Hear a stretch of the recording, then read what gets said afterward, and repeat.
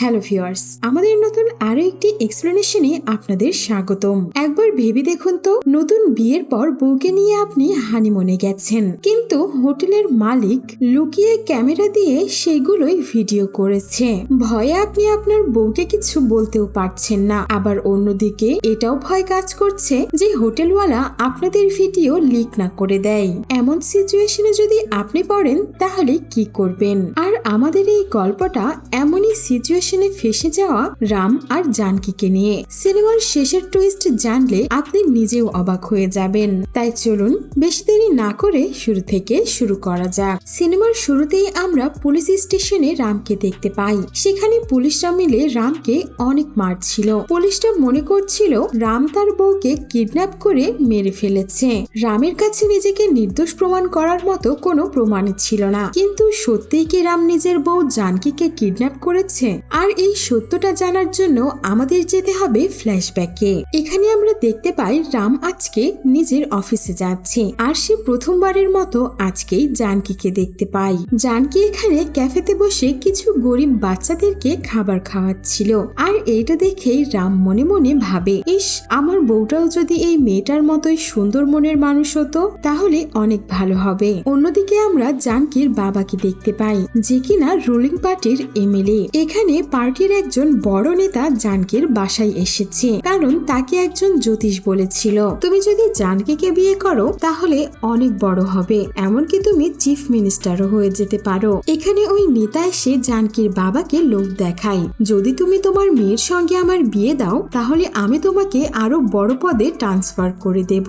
যার জন্যই জানকীর বাবা এই বিয়েতে রাজি হলেও জানকীর মা মানা করে দেয়। তিনি বলেন, আমার মেয়ে নিজের পছন্দ মতো বিয়ে করবে, কারো জোর জবরদস্তিতে নয়। এই কথা শুনে নেতাটি অনেক রেগে যায় আর জানকীর বাবাকে হুমকি দিয়ে বলে, তোমাকে আমি শেষবারের মতো সুযোগ দিচ্ছি, যদি ভালো চাও তাহলে মেয়ের বিয়ে আমার সঙ্গেই দিবে, নইলে তোমার জন্য খারাপ কিছু রয়েছে। নেতা এখানে রেগে মেগে বাড়ি থেকে চলে যায়, যেটার জন্যই জানকীর বাবা অনেক রেগে যায়। আর অন্যদিকে সে ছাদের উপরে গিয়ে জানকীর মাকে লাথি দিয়ে ছাদ থেকে ফেলে দেয়, যার জন্য জানকীর মা সেখানেই পড়ে মারা যায়।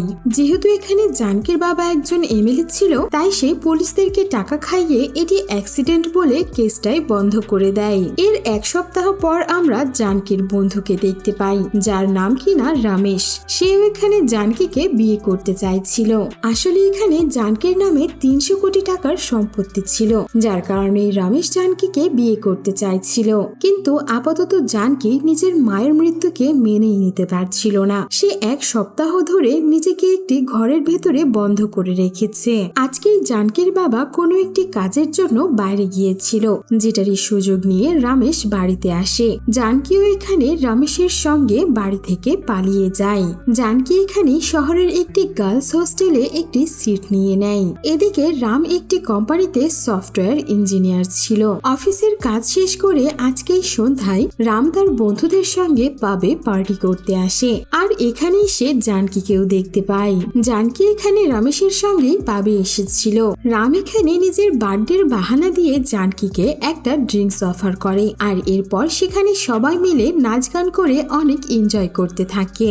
এখানে রাম আর জানকী অনেক ক্লোজ হয়ে ডান্স করছিল, যেটা দেখে রমেশ বেশ জেলাস ফিল করে আর জানকীকে টানতে টানতে সেখান থেকে নিয়ে চলে যায়। রাস্তায় যেতে যেতে এখানে রমেশ জানকীর সঙ্গে অনেক ঝগড়া করছিল। সে বলছিল, তোমার জন্য পাবে গিয়ে আমি এই জন্য খরচা করিনি যে তুমি গিয়ে অন্য ছেলের সঙ্গে নাচানাচি করবে। জানকী তখন বলে, আমি তো ব্রাইডাল মেকআপ নিয়ে কাজ করতে চেয়েছিলাম, কিন্তু তুমি তো বললে আমরা দুইজন মিলে কাজ করব, যার জন্যই তো আমি নিজের বাড়ি ছেড়ে তোমার সঙ্গে চলে এসেছি। এখানে রমেশের এইসব কথা শুনে জানকীও অনেক রেগে যায়, আর তাদের দুজনার মধ্যে অনেক তর্কাতর্কি হয়। রেগে মেগে রমেশ এখানে মাঝ রাস্তাতেই জানকীকে গাড়ি থেকে নামিয়ে দেয়, আর এরপর সেখান থেকে চলে যায়। কিছুক্ষণ পর এখানে দেখা যায় কিছু পতিতা এসেছে, আর একটু পরেই কয়েকজন গুন্ডাও চলে আসে। তারা জানকীকে দেখে এখানে পতিতা মনে করে, আর জানকীকে নিজের রেটও জিজ্ঞেস করে ফেলে। এখানে জানকীর ভাগ্যটা খুব ভালো ছিল, সঠিক টাইমেই সেখানে সেখানে রাম চলে আসে আর সে গুন্ডাদেরকে মেরে জানকীকে বাঁচিয়ে নেয়। জানকী তখন এখানে রামকে নিজের হোস্টেলের ঠিকানা দেয় আর এরপর রাম সেফলি জানকীকে সে তার হোস্টেলে নামিয়ে দিয়ে আসে। এখানেই তারা রাস্তার মধ্যেই নিজেদের নাম্বারও এক্সচেঞ্জ করে নেয়। পরের দিন সকালে রাম যখন অফিসে আসে সে এসে দেখে তার বস এসেছে আর বস তাকে এখানে প্রমোশনও দিয়ে দেয়। ম্যানেজার বানিয়ে দেওয়া হয় রামকে। রাম এখানে জলদি জলদি জানকীকে এসএমএস করে আর ক্যাফেতে দেখা করার জন্য বলে। অন্যদিকে আমরা দেখি জানকী ক্যাফেতে বসে আছে, কিন্তু জানকীর পিছু করতে করতে এখানে রামেশও চলে এসেছিল। রামেশ এসে গতরাতের ঘটনার জন্য জানকীকে সরি বলছিল।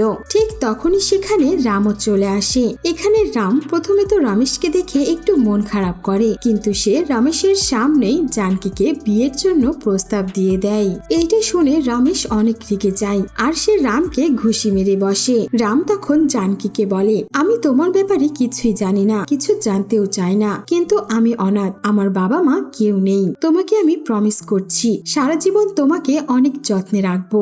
আর এইসব কথা শুনে জানকী বেশ ইমোশনাল হয়ে যায় আর সে বিয়েতে রাজিও হয়ে যায়। এখানে রামের অফিসের কলিগরা মিলে জানকী আর রামের বিয়ে দিয়ে দেয়। আর এরপর রামের বস মুনস্টে হোটেলে রাম আর জানকীর জন্য একটি হানিমুন প্যাকেজও বুক করে দেয়। আর এরপরে তারা হানিমুনের উদ্দেশ্যে সেই হোটেলে পৌঁছে যায়। এখানে জানকী আর রাম বেশ রোমান্টিক হয়ে গিয়েছিল। তারা এখানে নিজেদের জীবনের নতুন অধ্যায় শুরু করছিল। জানকী আর রাম এখানে নিজেদের মধ্যেই যেন ডুবে গিয়েছিল। কিন্তু অন্যদিকে আমরা দেখতে পাই হোটেলের মালিক ল্যাপটপে বসে বসে জানকী আর রামের এই রোমান্স ভিডিও লাইভ দেখছিল। আসলে এখানে জানকী আর রামের রুমের টিভির পেছনে সিক্রেট ক্যামেরা লুকিয়ে রাখা হয়েছিল আর সেই ক্যামেরার সাহায্যে রিসর্টের মালিক চক্রবর্তী রাম আর জানকীর এই রোমান্স লাইভ দেখছিল। সে এখানে তাদের এই ইন্টিমেট হওয়ার ভিডিওটি রেকর্ডও করে রাখে। আর এরপর দেখা যায় একদিন চক্রবর্তী রাম আর জানকীকে নিজের হোটেলে ডিনারের জন্য ইনভাইট করেছে। এখানে জানকী আর রাম মনে করছিল রিসর্টের মালিক হয়তোবা তাদেরকে স্পেশাল ট্রিটমেন্ট দিচ্ছে, কিন্তু এখানে চক্রবর্তীর প্ল্যান অন্যই ছিল। সে এখানে জানকী আর রামকে ডিনার করার মাধ্যমে এই রিসর্টে আরো কিছুদিন থাকার জন্য বলছিল, যাতে করে চক্রবর্তী জানকী আর রামের আরো কিছু রোমান্টিক ভিডিও রেকর্ড করতে পারে। ডিনার শেষ করার পর রাম আর জানকী নিজের রুমে চলে আসে আর এরপর জানকী রামের ব্যাপারে তাকে জিজ্ঞেস করে। রাম তখন বলে, আমার যখন 8 বছর বয়স ছিল তখন আমার মা বাবা মারা যায় আর এরপর গোপী আঙ্কেলই নিজের অনাথ আশ্রমে আমাকে থাকার জন্য জায়গা দিয়েছিল।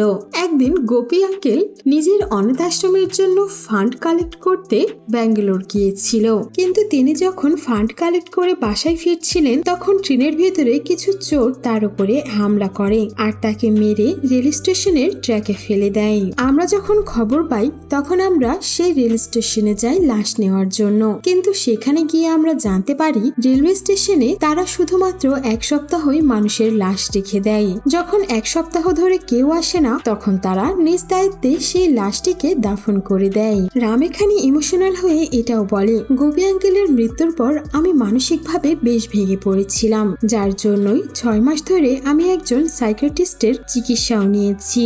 জানকী এখানে রামকে সান্ত্বনা দেয় আর এরপর রাম জানকীর ব্যাপারে তাকে জিজ্ঞেস করে। তখন জানকী বলে তার বাবা রুলিং পার্টির একজন এমএলএ। এই কথা শুনে রাম এখানে অনেক অবাক হয়ে যায়। হানিমুন শেষ করে এখানে রাম আর জানকী বাসায় ফিরে আসে। এখানে অফিসে গিয়ে রাম তার সব বন্ধু বান্ধবদের বলে দেয় জানকী আসলে একজন এমএলএর মেয়ে। এইটা শুনে রামের বন্ধুরাও অনেক অবাক হয়। তখন সেখানে থাকা রামের বন্ধু ইয়োগি বলে, এখন তো দেখছি অফিসে ইডি রেড পড়বে, সবকিছু শেষ হয়ে যাবে। এখানে এমএলএর কথা শুনে তারা সবাই অনেক ভয় পাচ্ছিল, কিন্তু এখানে তারা এটাও চিন্তা করছিল রাম আর জানকীকে তারা সেফ কি করে রাখবে।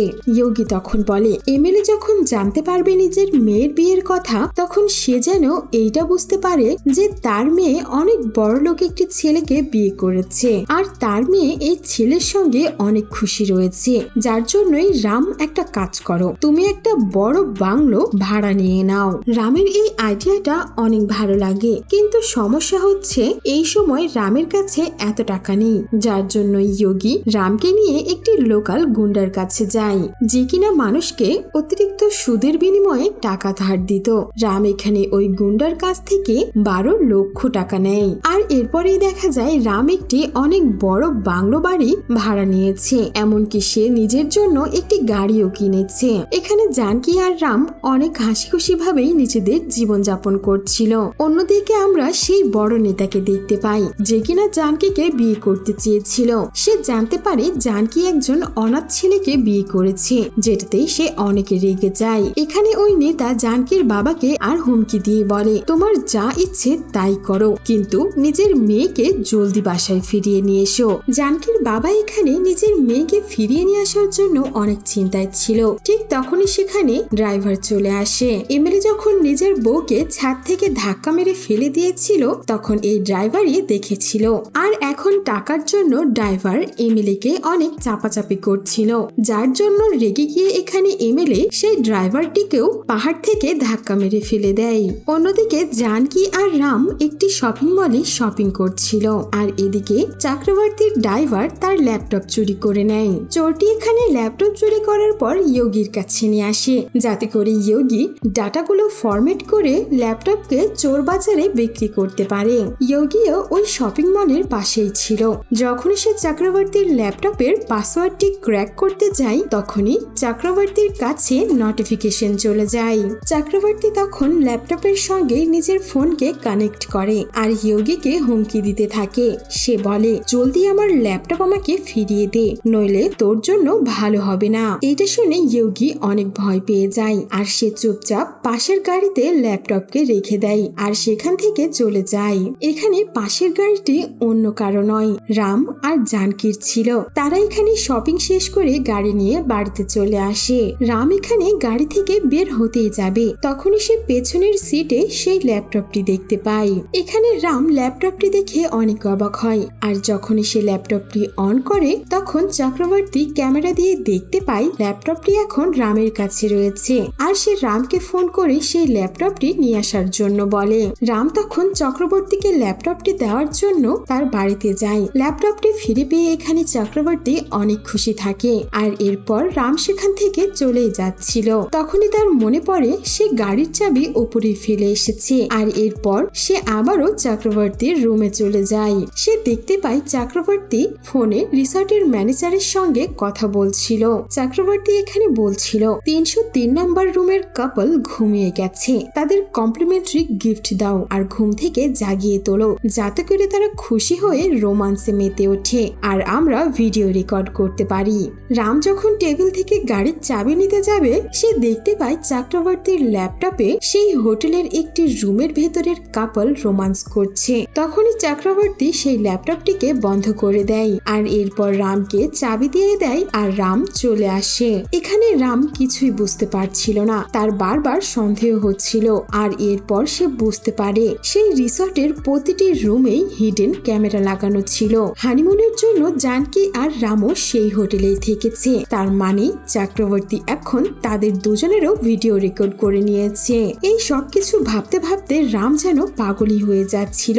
সে অনেক টেনশনে পড়ে যায়। হুট করে তার সেই 303 নম্বর রুমের কাপলদের কথা মনে পড়ে যায়। তখনই রাম তাদেরকে বাঁচানোর সিদ্ধান্ত নেয় আর এরপর সে রিসর্টের রিসেপশনে ফোন করে 303 নম্বর রুমের ওই ছেলেটির সঙ্গে কথা বলে। রাম এখানে ওই ছেলেটিকে সব কথা বলে দেয়, তাদেরকে সাবধান থাকতে বলে। এইটা শুনে সেই কাপলরাও বেশ ভয় পেয়ে যায়, কিন্তু ততক্ষণে অনেক দেরি হয়ে গিয়েছিল।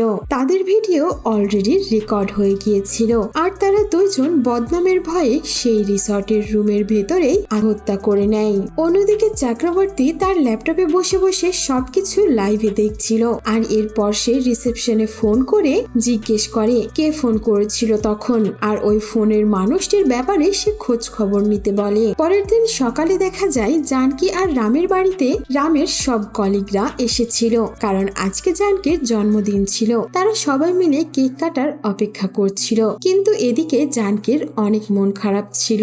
জানকী এখানে রামের ওপর অনেক রেগেছিল, কারণ রাম গতকাল রাতে বাড়িতে ফিরেনি। তবুও এখানে তারা সবাই মিলে কেক কাটে। জানকী যখন রামকে কেক খাইয়ে দিতে যায় তখন রাম মুখ ফিরিয়ে নিয়ে সেখান থেকে চলে যায়, যেটাতে জানকীর আরো মন খারাপ হয়ে যায়। জানকী এখানে বুঝতেই পারছিল না রাম কেন এমনটা করছে। ঠিক তখনই লোন দেওয়া সেই গুন্ডাগুলো রামের বাড়িতে চলে আসে। সেই গুন্ডাটি এখানে রামকে এসে হুমকি দেয় যে এই মাসের টাকা না নিয়ে সে যাবে না। রাম তখন বলে সামনের মাসে আমি আপনার সমস্ত টাকা শোধ করে দেব।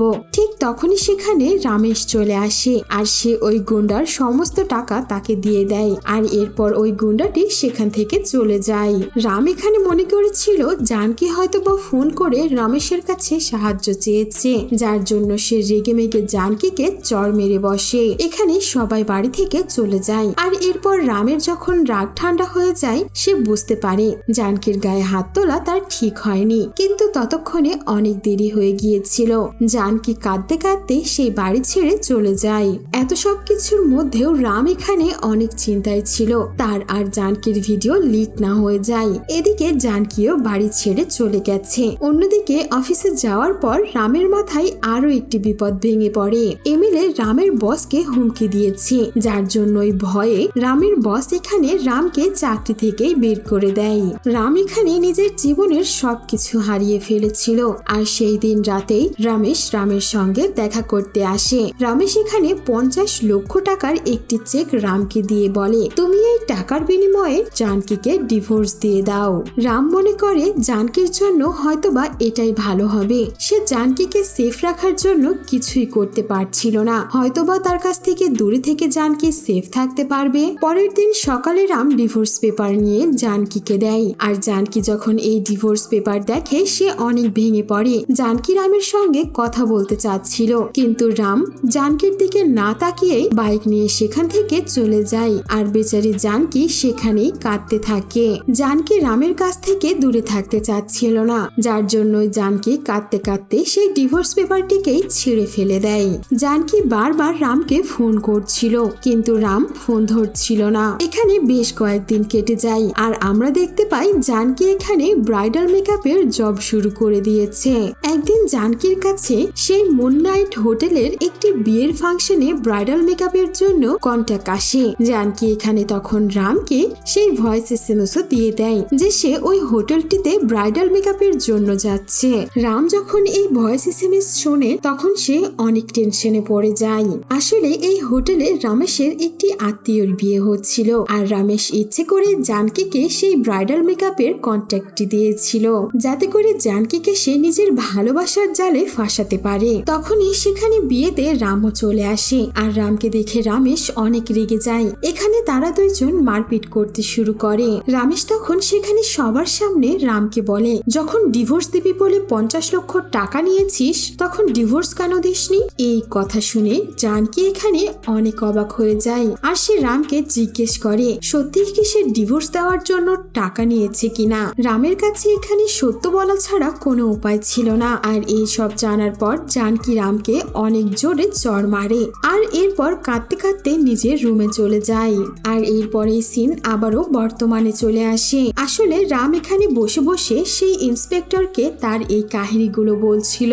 তখনই পুলিশ স্টেশনে একটি ফোন আসে যে পাহাড়ের ওপরে একটি মেয়ের লাশ পাওয়া গেছে। এখানে পুলিশ রামকে সঙ্গে নিয়ে সেই লাশ দেখতে আসে।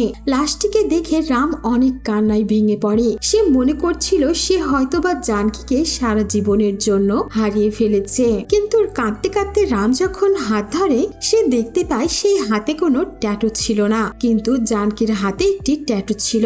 এখানে এই লাশটিকে জানকির কাপড় পরিয়ে দেওয়া হয়েছে, এমনকি আংটিও। আর এরপরে পুলিশরা জানকিকে খুঁজতে অনেক ইনভেস্টিগেশন করতে শুরু করে। তারা এখানে রিসর্টের বাইরে থাকা সিসিটিভি ফুটেজও চেক করে। রিসর্ট থেকে বাইরে বের হওয়ার সঙ্গে সঙ্গে চক্রবর্তীর গাড়িতে করে জাহ্নবীকে কিডন্যাপ করা হয়েছে। এখানে পুলিশরা সেই রিসর্টের ভেতরেও ইনভেস্টিগেশন করতে আসে, কিন্তু এই মামলাটি আরো পেঁচিয়ে যায়। এখানে তারা রিসর্টের ভেতরে একটি ডিপ ফ্রিজে সেই ছেলেটিকে পায়, যে ছেলেটি 303 নম্বর রুমে হত্যা করেছিল। পুলিশ যখন এখানে রিসেপশনে থাকা সেই ম্যানেজারকে জিজ্ঞাসাবাদ করতে আসে তখন ম্যানেজার বলে আমি তো আজকেই নতুন জয়েন্ট করেছি স্যার, আর পুরনো ম্যানেজারকে তো খুঁজে পাওয়া যাচ্ছে না। এখানে পুলিশ ভাবছিল পাহাড়ে পাওয়া যাওয়া সেই মেয়েটির লাশ আর ডিপ ফ্রিজে পাওয়া এই ছেলেটিকে হয়তোবা চক্রবর্তী মেরে ফেলেছে, হয়তোবা সে একজন সিরিয়াল কিলার। আর এরপর পুলিশরা জানকিকে আরো ভালোভাবে খুঁজতে শুরু করে। একটি এয়ারপোর্টের চোখের সামনে পুলিশরা চক্রবর্তীর সেই কার্ডটি পেয়ে যায়, যার জন্যই তারা মনে করে হয়তোবা পুলিশের কাছে ধরা পড়ার ভয়ে চক্রবর্তী নিজের অন্য আরেকটি আইডেন্টিটি ব্যবহার করে পালিয়ে গেছে। কিন্তু এখানে চক্রবর্তীর সঙ্গে কি হয়েছিল সেটা কেউ ভাবতেও পারেনি। আর এরপরে এই কাহিনী আবারও ফ্ল্যাশব্যাকে চলে যায়, যেখানে জানকী রামকে থাপ্পড় মারার পর নিজের রুমে চলে গিয়েছিল। কিন্তু এখানে জানকীর পেছন পেছন রামও এসেছিল। জানকী এখানে রামের হাত নিজের পেটের উপরে রেখে বলে, তুমি নিজের বাচ্চার কসম খেয়ে বলো তুমি কেন আমার সঙ্গে এসব করছো। এখানে রাম নিজের বাচ্চার কথা শুনে অনেক ইমোশনাল হয়ে যায়, আর কাঁদতে কাঁদতে সে অবশেষে জানকীকে সব খুলে বলে। সে বলে তারা যখন এখানে হানিমুনে এসেছিল তখন এই রুমে ক্যামেরা লুকানো ছিল, আর সেই ক্যামেরার মাধ্যমেই রিসর্টের মালিক চক্রবর্তী তাদের হানিমুনের সমস্ত ভিডিও করে রেখেছে। এটা শুনে জানকীও অনেক অবাক হয়ে যায়। আর এরপরেই আমরা সেই রাতের সিন দেখতে পাই, যেই রাতে রাম সেই 303 নম্বর রুমের কাপলদেরকে ফোন করে সাবধানে থাকতে বলেছিল। এখানে চক্রবর্তী জানতে পেরেছিল ওই রুমে কল করা ব্যক্তি অন্য কেউ নয়, রামই ছিল, যার জন্যই সে এখানে রামকে মেরে ফেলার পুরো প্রস্তুতি নেয়। আর এরপর রামকে কল করে বাড়িতে ডেকে আনে। রাম যখন বাড়ির ভেতরে ঢুকে ফ্লোরের উপরে প্লাস্টিক মেলানো দেখে, সে খুব ভালোভাবেই বুঝতে পারে চক্রবর্তী তাকে এখানে মেরে ফেলার জন্য ডেকেছে। যখনই চক্রবর্তী এখানে রামকে মারার জন্য গান বের করে, তখনই রাম সেটাকে হাত দিয়ে ধরে ফেলে। আর এরপর পাশেই থাকা একটি মদের বোতল চক্রবর্তীর মাথায় মারে। আর এরপর চক্রবর্তীর গলায় অনেক আঘাত করে রাম। এরপর রাম চক্রবর্তীকে পলিথিনে মুড়িয়ে তারই গাড়িতে করে একটি রেলওয়ে ট্র্যাকে নিয়ে আসে। এখানে চক্রবর্তীর কাপড় সে বদলে দেয়, আর এরপর তার হাতে একটি মদের বোতল দিয়ে দেয়। সে এখানে চক্রবর্তীকে রেলওয়ে ট্র্যাকে মরার জন্য রেখে চলে যায়, কিন্তু তখনও চক্রবর্তী বেঁচেই ছিল। ট্রেনে কাটা পড়ে চক্রবর্তী সেখানেই মারা যায়। আর এরপর আমরা দেখতে পাই রাম সেই রিসর্টে আবার ফোন করেছে চক্রবর্তীর গলায়। সে রিসেপশনের ম্যানেজারের সঙ্গে কথা বলে। রাম এখানে যে কাপলটি মারা গিয়েছিল তাদের মধ্যে থেকে ওই ছেলেটিকে রিসর্টের ডিপ ফ্রিজে রাখতে বলে, আর ওই মেয়েটিকে চক্রবর্তীর গেস্ট হাউসের সেই ডিপ ফ্রিজে রেখে আসতে বলে। আর এরপর সে ম্যানেজারকে ছুটিতে তার গ্রামে পাঠিয়ে দেয়। আর এরপর সিন আবারও বর্তমানে আসে। সেখানে দেখা যায় রাম জানকীকে বলছে, আমি ভেবেছিলাম হয়তোবা এই দুজনের মৃত্যুর জন্য চক্রবর্তীকেই ধরা হবে, কিন্তু পুলিশ যখন জানতে পারবে চক্রবর্তীও মারা গেছে, তখন তারা তো চক্রবর্তীর খুনিকেও খুঁজবে। যে কোনো সময় পুলিশ আমাকে ধরতে পারে, এই ভয়ে আমি তোমাকে আমার কাছ থেকে দূরে সরিয়ে রেখেছিলাম। রামের এইসব কথা শুনে জানকীও বেশ ইমোশনাল হয়ে পড়ে। আর সে রামকে বলে, যদি আমরা একে অপরের সঙ্গে খুশি থাকতে চাই তাহলে কাউকে জানতে দেওয়া যাবে না চক্রবর্তী কোথায়। তখনই জানকী আর রাম একটি প্ল্যান করে। জানকী বলে, যদি সবাই জানতে পারে একজন এমএলএর মেয়েকে চক্রবর্তী কিডন্যাপ করেছে আর গায়েব হয়ে গেছে, তখন এই কেসটা আরো বেশি হাইলাইট হবে। আর এরপর পুলিশ চক্রবর্তীকে খোঁজার জন্য নিজের জান লাগিয়ে দেবে। আমাদের শুধু এইটা প্রমাণ করতে হবে যে চক্রবর্তী পুলিশের কাছে ধরা পড়ার ভয়ে পালিয়ে গেছে। আর এরপর রাম আর জানকী নিজেদের প্ল্যান মোতাবেক কাজ শুরু করে। রাম এখানে চক্রবর্তীর গাড়ি দিয়েই ইচ্ছে করে ক্যামেরার সামনে জানকীকে কিডন্যাপ করে। আর এরপর তারা দুইজন চক্রবর্তীর সেই গেস্ট হাউসে যায়, আর সেখানে থাকা ডিপ ফ্রিজে ওই মেয়েটিকে জানকীর কাপড় পরিয়ে দেয়। আর এরপর তাকে পাহাড়ে ফেলে রেখে আসে। প্ল্যান মোতাবেক রাম এখানে জানকীকে চক্রবর্তীর গেস্ট হাউসে বেঁধে রেখে আসে। আর এরপর চক্রবর্তীর কার একটি এয়ারপোর্টের সামনে রেখে দেয়। রাম এখানে আবারও হোটেলে ফিরে আসে। যেহেতু পরের দিন বিয়ে ছিল, তাই সকাল সকাল সবাই মেকআপ আর্টিস্টকে খুঁজছিল, কিন্তু জানকী তো এখানে রুমেই ছিল না। আর প্ল্যান মোতাবেক রামও এখানে মদের নেশায় মাতাল ছিল, কারণ গতরাতে তার আর জানকীর মধ্যে অনেক ঝগড়া হয়, যার জন্যই সবাই মনে করে মদ খেয়ে মাতাল হয়ে রামই হয়তোবা জানকীর সঙ্গে কিছু একটা করেছে, যার জন্যই পুলিশ তাকে অ্যারেস্ট করে থানায় নিয়ে যায়। আর এরপরে ফাইনালি পুলিশ অফিসাররা চক্রবর্তীর সেই গেস্ট হাউসে পৌঁছে যায় আর জানকীকে উদ্ধার করে। এখানে পুলিশের বড় অফিসার জানকীকে জিজ্ঞেস করছিল, তোমাকে যে কিডন্যাপ করেছে তুমি কি তার চেহারা দেখেছো? জানকী তখন বলে, ওই কিডন্যাপার আমার মুখে কিছু একটা স্প্রে করেছিল, যার জন্য আমি অজ্ঞান হয়ে যাই। আর যখন আমার জ্ঞান ফিরে তখন পুলিশ অফিসাররা বলল আমার নাকি 2 দিন আগে কিডন্যাপ হয়েছিল, যার জন্যই আমি তার চেহারা দেখতে পাইনি। আর এরপর জানকী আর রাম পুলিশ স্টেশন থেকে বাইরে বের হয়ে আসে। তারা দুইজন অনেক খুশি ছিল, কারণ তারা এই লড়াইয়ে জিতে গেছে। আর এই সঙ্গে সঙ্গেই সিনেমাটি এখানেই শেষ হয়ে যায়। সো ভিউয়ার্স, আমাদের আজকের এই এক্সপ্লেনেশনটি কেমন লেগেছে সেটা অবশ্যই জানিয়ে দিতে ভুলবেন না। আর এমনই সুন্দর সুন্দর সিনেমার এক্সপ্লেনেশন শুনতে হলে আমাদের চ্যানেলটিকে সাবস্ক্রাইব করে ফেলুন। ধন্যবাদ।